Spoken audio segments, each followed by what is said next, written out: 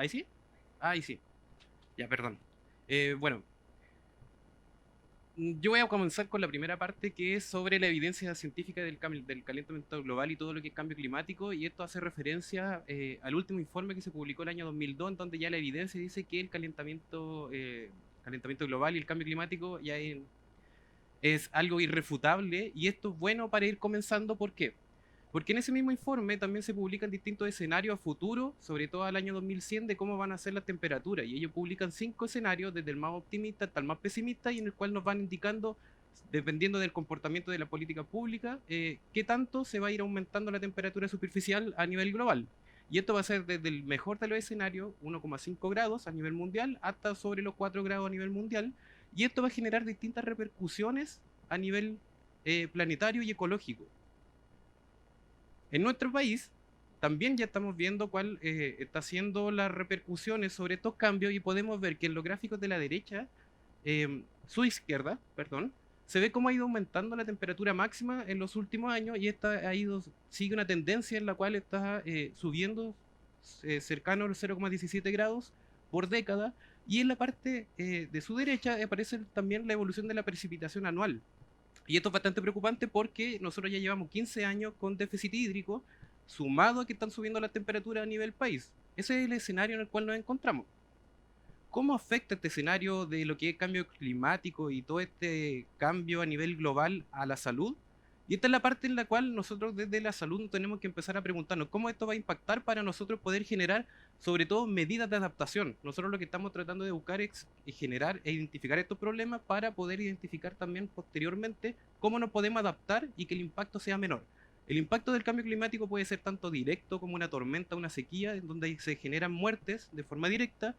Pueden ser efectos indirectos afectando a algún patógeno o rango de distribución de algún vector. Y todo eso se va a ver mediado también por dinámicas sociales que hace que ciertas personas sean más vulnerables o menos vulnerables a la exposición del cambio climático. Frente a eso, nosotros identificamos un problema, y nosotros, ¿qué fue lo que se comenzó a realizar?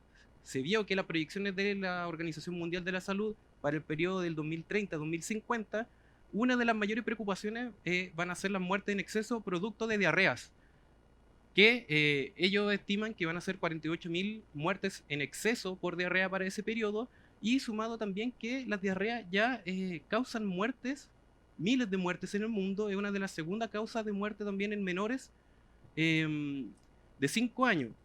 Una de esas causas, o uno de esos agentes que es responsable de estos problemas, es Shigella. Shigella, que es esta bacteria, también que es la responsable de la disentería basilar, tiene una cualidad, y es que la cualidad de la Shigella es que se puede desarrollar en un rango de temperatura desde los 6 hasta los 45-47 grados. Por ende también tiene una relación directa con lo que es la temperatura, y afecta a los países en vías de desarrollo o de bajo ingreso, como también es responsable de un 5 a un 15% de todo el total de diarrea del mundo.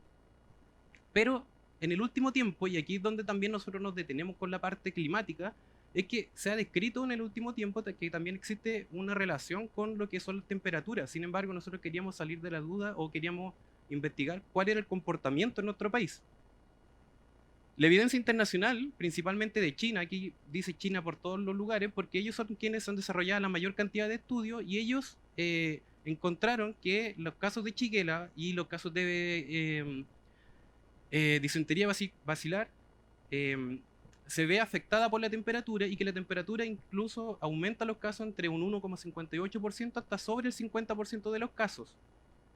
En Corea del Sur afecta en un 13,6%, genera un aumento por la temperatura de shigellosis.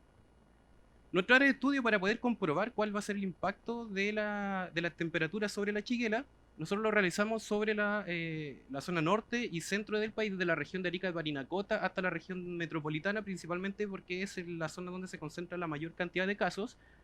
Tomamos los datos de la vigilancia de laboratorio que realiza el Instituto de Salud Pública junto a las variables meteorológicas de la Dirección Meteorológica, y frente a eso nosotros realizamos un análisis estadístico calculando tasas ajustadas por sexo y edad, principalmente porque la chiquela se genera afecta principalmente a menores de 5 años, pero también realizamos un análisis estadístico que pudiese controlar toda la variabilidad del comportamiento de las regiones y el comportamiento de los años, del periodo, y para eso nosotros ocupamos un modelo multinivel, tratando de capturar esta variabilidad por región y por año a través de un modelo mixto binomial negativo. Los principales resultados son los siguientes. La parte descriptiva, nosotros podemos ver que desde el periodo del 2010 hasta el año 2019 existe una tendencia, una estacionalidad de los casos de Shigella a nivel país, en la cual nosotros ya podemos por lo menos ver que a nivel de frecuencia los casos se concentran en los meses de verano, sobre todo en los meses en las regiones del extremo norte, que es la región de Arica, Tarapacá y Antofagasta. Acá nosotros podemos ver cuál ha sido el comportamiento principalmente en estas regiones cuando comparamos a nivel de tasa ajustada por sexo y edad desde el 2010 al 2019, y hemos visto cómo Tarapacá llegó a tener tasas de 78 casos por 100.000 habitantes, seguido por la región de Arica y Parinacota con tasas de 44,5 y Antofagasta con 9,6. La tasa nacional es de 3,5 casos por 100.000 habitantes, como para que tengan más o menos una comparación. Frente a eso, nosotros tenemos ese comportamiento de casos, lo colocamos frente al comportamiento también de las variables meteorológicas, y nosotros también podemos ver cuál ha sido el rango de la temperatura máxima, la media, la mínima, la humedad relativa y las precipitaciones para las mismas regiones, y podemos ver claramente que en las regiones del extremo norte principalmente no existen lluvias, como 1 milímetro al año, pero también existe estabilidad en la temperatura. Para intentar dilucidar o tener una respuesta frente a eso, calculamos también las correlaciones a través de estos esquemas. Se puede ver cuál es el comportamiento del número de casos y las temperaturas. Y aquí nosotros podemos ver que a medida que aumentan las temperaturas, también aumentan los casos, y tenemos estas correlaciones directas en las cuales ya podemos decir que la Shigella sí se afecta por temperatura. Sin embargo, en estos gráficos nosotros podemos ver de manera más simple cuál es el comportamiento estacional de los casos de Shigella.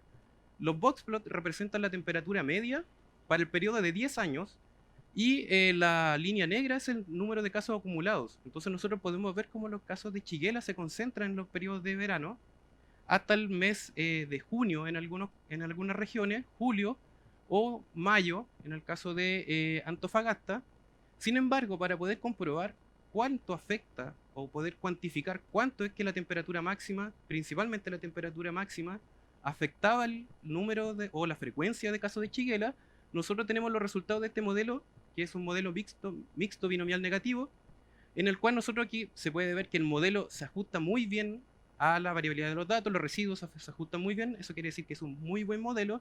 Sin embargo, el resultado interesante es que dice que por cada grado que aumenta la temperatura máxima mensual, los casos de Shigella aumentan en un 13%, lo cual, si nosotros ya vamos a nuestra parte de las conclusiones y la discusión, es bastante coherente a lo que encontramos con los países asiáticos, principalmente China, que en algunas provincias estaba cercano al 13, al 20, 30%. En el caso de Chile, por cada grado de aumento en la temperatura máxima, los casos aumentaban en un 13%. Sin embargo, sabiendo que encontramos estos resultados y que es coherente con los otros países, aún falta seguir explorando sobre todo el comportamiento socioeconómico de la población, porque la dinámica de la Shigella es bastante compleja, no es solamente afectada por lo que es temperatura, pero a pesar de eso, nosotros vimos que las regiones que tienen las mayores tasas no son las regiones que tienen mayor hacinamiento, ni tampoco son las regiones que tienen los mayores porcentajes de no tener acceso a agua potable, ya que están en el sur, y tampoco son las regiones más pobres, que también son algunas regiones del sur. Así que nos queda todavía seguir explorando cuál es el comportamiento para ir ajustando esta relación entre temperatura y Shigella. Hasta ahora tenemos estos resultados que afectan un 13% y que es bastante coherente con lo que se describe en la evidencia internacional. Eso.